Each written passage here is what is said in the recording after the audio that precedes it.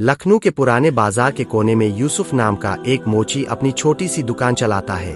वह बहुत मेहनती और ईमानदार है, लेकिन कई दिनों से काम न मिलने के कारण घर का चूल्हा मुश्किल से जल रहा है।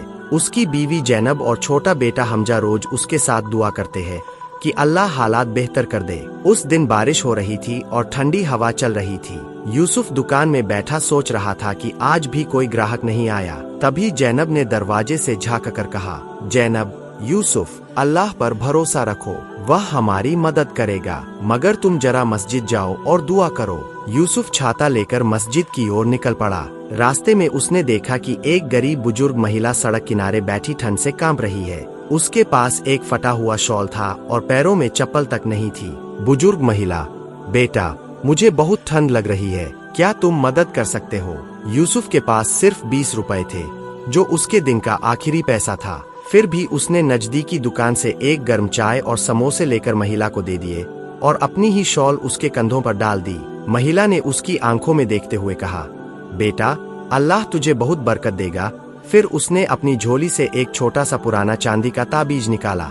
महिला, ये ताबीज जब भी किसी मुसीबत में इस्तेमाल करोगे, अल्लाह की रहमत तुम्हारे साथ होगी। यूसुफ ने ताबीज लिया और शुक्रिया कहा, लेकिन पीछे मुड़कर देखा तो महिला कहीं गायब थी। घर लौटते समय उसने देखा कि उसका पड़ोसी सलमान अपनी छोटी बेटी को गोद में लेकर दौड़ रहा है।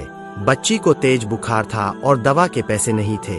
सलमान, यूसुफ भाई, मेरी बच्ची की हालत बहुत खराब है, लेकिन मेरे पास दवा के लिए पैसे नहीं है। यूसुफ ने बिना सोचे ताबीज सलमान को दे दिया और कहा, ये लो, अल्लाह का दिया हुआ है, इसका इस्तेमाल करो, इंशा अल्लाह मदद होगी। सलमान दवा की दुकान पहुंचा और जैसे ही उसने ताबीज दुकानदार को दिखाया, दुकानदार की आंखें फैल गईं। दुकानदार, ये ताबीज तो बहुत कीमती है, इसकी कीमत 40,000 रुपए है।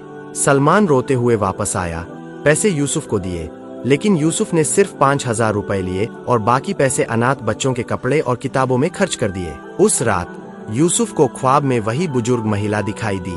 महिला, ख्वाब में, यूसुफ, तूने अपने आखिरी पैसे और अपना आराम छोड़कर किसी और की मदद की। अल्लाह ने तेरे लिए रोजी के दरवाजे खोल दिए हैं। अगले दिन से उसकी दुकान में ग्राहकों की भीड़ लगने लगी और यूसुफ और उसका परिवार हमेशा खुशहाल रहने लगे। सीख, दूसरों के लिए अपनी जरूरत छोड़ना ही सच्ची नेकी है। अल्लाह ऐसे दिलों को कभी खाली नहीं रखता।